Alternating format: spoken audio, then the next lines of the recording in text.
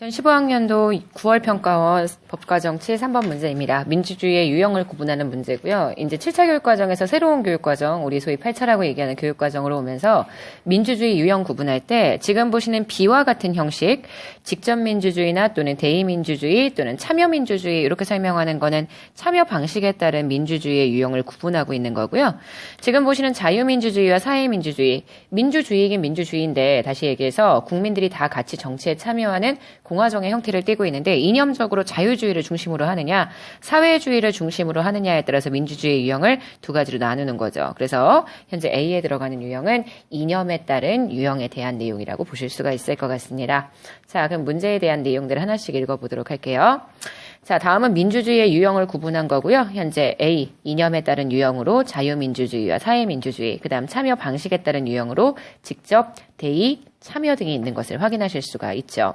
여러분들이 직접민주주의랑 참여민주주의 두 가지 되게 많이 헷갈려 하시는데요. 직접민주주의 같은 경우는 정말 국민들이 직접 의사결정에 참여하는 그러한 민주주의의 형태, 실제 제도적으로 국민들이 직접 입법을 할 수 있도록 만들어주는 것이 직접민주주의라고 얘기한다면 참여민주주의는 대의민주주의이긴 한데 대의민주주의에서 국민들의 참여를 좀 더 강조할 수 있는 그러한 제도들을 두고 있는 형태의 민주주의라고 얘기할 수 있습니다. 그래서 최근에 나타나고 있는 매체를 통한 민주주의, 전자민주주의 같은 것들도요.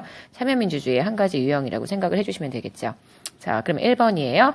A는 현재 참여 방식, B는 이념 두 개가 바뀌어야 정답이 되기 때문에 1번은 X가 되고요. 분배와 복지를 좀 더 중시하는 민주주의의 유형은 자유민주주의보다는 사회민주주의라고 이야기를 해주실 수가 있기 때문에요. 2번은 X고요. 3번, 그래서 분배와 복지를 워낙 중시하다 보니까 생산수단을 경제적으로 사회적인 소유와 관리, 다시 얘기해서 국가의 국유나 공유에 의해서 배분하려고 하는 것들이 강조되는 게 사회민주주의의 유형이기 때문에요. 현재 3번이 맞는 표현 될 수 있습니다. 자, 디귿이에요. 직접민주주의는요, 대의민주주의에 비해서 시민들의 의사가 왜곡되고 정치적 무관심이 발생할 가능성이 높다. 지금 이렇게 두 가지는 바꿔야 된다고 보실 수 있을 거고요. 정책 결정 과정에서 비용도 적게 들고 대표성의 문제가 발생할 수 있는 가능성도 낮다라고 얘기를 했는데요. 리얼, 대의민주주의는 정책 결정 과정에서 비용이 적게 드는 것 당연히 맞을 거예요. 하지만 대표성에 문제가 발생할 수 있는 가능성은 상당히 높겠죠. 무슨 얘기냐면 직접 민주주의로 다 같이 참여하는 것보다는 시간이나 비용을 절감하는 차원에 있어서 대의민주주의가 훨씬 더 효율적인 민주주의의 원칙이라고 얘기할 수는 있습니다. 하지만 문제가 되는 게요. 정치적 무관심들이 나타날 수 있는 가능성이 크기 때문에 결국 대표가 제대로 의사전달을 하지 못하는 문제가 발생할 수 있죠.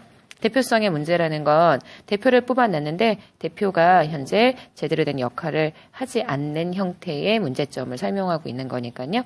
지금 보시고 있는 대의민주주의에서는요. 대표성의 문제가 발생할 수 있는 가능성이 상당히 높다라고 볼 수 있을 것 같습니다.